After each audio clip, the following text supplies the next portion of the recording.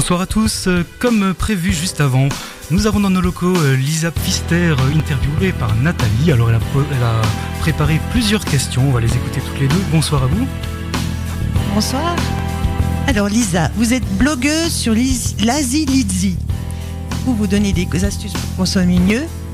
Et le blog de Nougatine à destination des enfants où ils peuvent bricoler avec Nougatine, cuisiner avec Bleuet et même lire avec Praline. Vous êtes également autrice de livres pour enfants avec comme décor les châteaux d'Alsace. 2 tomes ont déjà été écrits, le voyage de Montalo au château d'Andelot et le voyage de Montalo au château du Roubard. Un 3e tome est prévu pour cette fin d'année. Alors Lisa, nous sommes tous très curieux de savoir où Montalo va aller cette fois. Alors cette fois, on reste dans le nord de l'Alsace, on va au château de Lichtenberg. Et voilà, avec plein de nouvelles aventures à suivre et l'avancée de la quête de Montalo. Ce n'est pas le seul cadeau que vous souhaitez nous offrir à Noël. Parlez-nous de votre rêve de petite fille. Alors mon premier rêve de petite fille, c'était d'écrire des livres, donc ça, c'est fait. Et mon second rêve, c'était d'ouvrir une librairie. Donc c'est le projet que je mène en ce moment avec La Lisette. La Lisette, où souhaitez-vous ouvrir cette librairie ? Alors ce serait une librairie à Schirmeck. Moi j'habite à Strasbourg, mais ça me tenait à cœur de faire quelque chose dans la vallée de la Bruche où j'ai grandi. D'accord. Et où en êtes-vous dans votre projet ? Alors en ce moment, jusqu'à dimanche, il y a une campagne de financement participatif qui est en ligne sur Ulule, donc où tout le monde peut contribuer. On a atteint l'objectif. Et après, voilà, ce sera démarcher les financeurs et commencer les travaux, l'aménagement. Et puis voilà. Voilà, oui. Et après, il n'y a plus qu'à. Il n'y a plus qu'à. Y aura-t-il d'autres événements prévus avant l'ouverture de la Lisette ? Alors, on est en train de voir justement pour faire des petits événements pour récolter un peu de fonds en plus. Mais tout sera indiqué sur la page Facebook de la Lisette. La page Facebook de la Lisette. Donc, tous sur Facebook. N'hésitez pas à aller voir. Donc vous avez mis en place une collecte par financement participatif sur Ulule. Je donne l'adresse pour ceux qui aimeraient aider Lisa. Donc ulule.com/lalisette.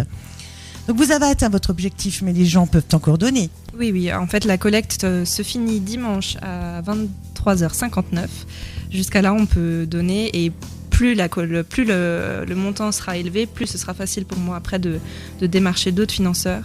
Et surtout, plus il y a de personnes qui participent, plus ça prouvera aux banques, à toutes ces associations que je vais contacter, qu'il y a du monde derrière moi et que je ne suis pas toute seule sur ce projet. Oui.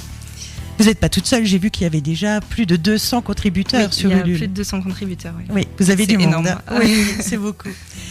Ce serait une librairie, mais pas que. Non, la Lisette, donc c'est un projet de librairie salon de thé. Alors, c'est une librairie en première partie. Il y aura quelques tables où on pourra boire un petit thé, discuter de lecture, tout ça. Il y aura aussi des ateliers qui seront organisés pour les enfants, pour les adultes, pour les ados, un peu pour tout le monde. Que ce soit le mercredi, en week-end, en soirée, des petits concerts. Et il y aura aussi, bien sûr, un petit espace papeterie et avec des objets de créateurs locaux. D'accord, donc pour les rentrées scolaires, si on a besoin d'articles de rentrée scolaire, on vient chez vous. Exactement, oui. On va à la Lisette. Très bien Lisa, donc nous vous souhaitons bien évidemment plein de réussite et de bonheur pour votre projet. J'ai encore une toute petite dernière question, c'est à propos de Montalo. Y aura-t-il un tome 4 ? Il y aura un tome 4, bien sûr, on ne va pas s'arrêter là.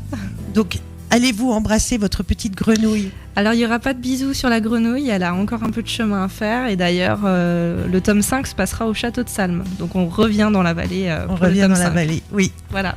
Eh bien, félicitations à vous déjà, Merci c'est beaucoup. Un beau projet et puis encore une fois, plein de réussite. Merci beaucoup. Voilà Laurent, je te rends l'antenne. Merci beaucoup à vous deux pour cette interview, c'était super sympa. On repart en musique sur RCB, mais n'oubliez pas, vous retrouverez bien sûr cette interview sur Facebook et sur le site de la radio www.radio-rcb.info.